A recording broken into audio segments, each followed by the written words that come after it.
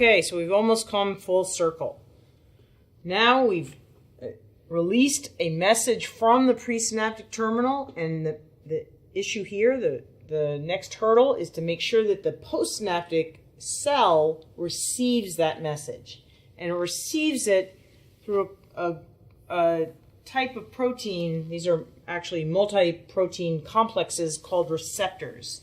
And receptors are going to populate this postsynaptic membrane so that as the neurotransmitter makes its way across the synaptic cleft, some portion of it, that which is not either diffused away, taken back up through reuptake, or degraded through enzymatic degradation, so the survivors will actually make it over to these receptors. Now let's just take a look at what the receptors look like. Here's the cell membrane, and these are transmembrane protein complexes, and they form an actual pore, and through this pore the ions can travel. So the potassium ions can go out, the sodium ions can come in, chloride ions can come in, things like that.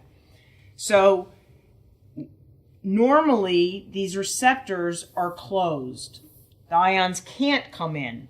But when a neurotransmitter binds to the receptor, or a couple of neurotransmitter molecules bind to the receptor is now going to open, and the pore becomes available for as a highway for the ions to travel along.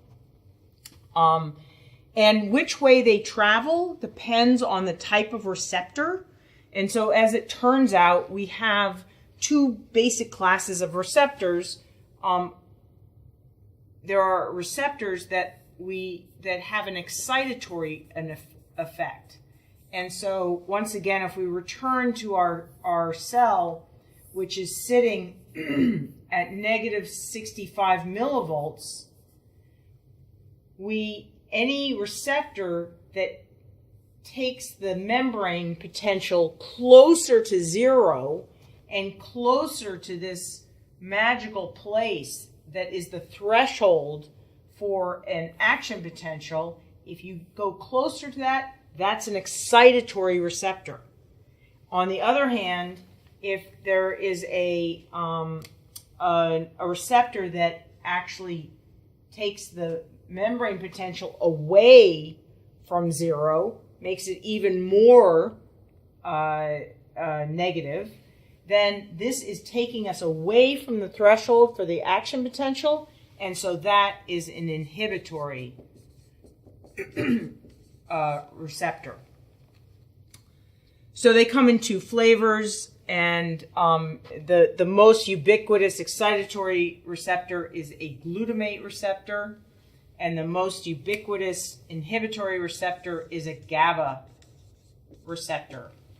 The neurotransmitter involved is the same thing. So the neurotransmitter involved that binds to the inhibitory GABA receptor is a GABA molecule, and the neurotransmitter that binds to the excitatory glutamate receptor is glutamate. Okay, so that's how these receptors receive the message, and they integrate all this incoming information to either make it more likely for them to fire an action potential or less likely to fire an action potential. If they're more likely, if this cell has an action potential and it results in this cell also firing an action potential, then we've got a game of telephone tag. And that's how the nervous system, that's how communication between neurons happens throughout the nervous system. Now let's think about what impact these receptors have on disease and therapeutics. So one impact is there are diseases where we lose these receptors, and one such disease is called myasthenia gravis. We mentioned this in the last segment. So in myasthenia gravis, let's walk over here to this lovely image. This is an image from a human. Here is a motor neuron synaptic terminal.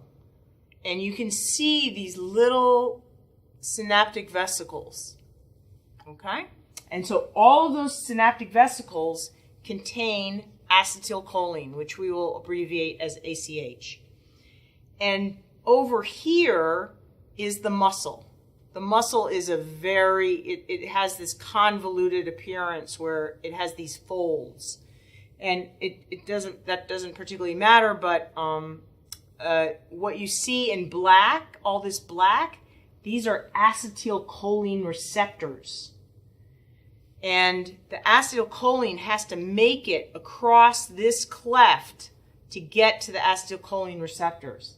In myasthenia gravis, there are antibodies that the body makes, unfortunately, by mistake, against these acetylcholine receptors. And so the antibodies destroy the acetylcholine receptors. The muscle doesn't either has fewer or they're just not concentrated, and therefore this signal is sent from the motor neuron terminal, but it's not received by the muscle. And so again, as we talked about in the last segment, what do we do about that? Well, we rely on the fact that there are a few acetylcholine receptors that have escaped being killed by the antibodies. And so we just try and boost this signal. We know that the motor neuron terminal can release the acetylcholine, and now we're going to stop degradation. We're going to give an acetylcholine esterase inhibitor to try and keep the acetylcholine around longer so that it can find its way to the few remaining acetylcholine receptors. And that's a pretty effective therapeutic. The other therapeutic, obviously, that people with myasthenia gravis get is let's dampen down that immune system so that you're not making all those antibodies, so that the acetylcholine receptors won't be degraded. And so there's immunosuppressants that are given to these patients as well.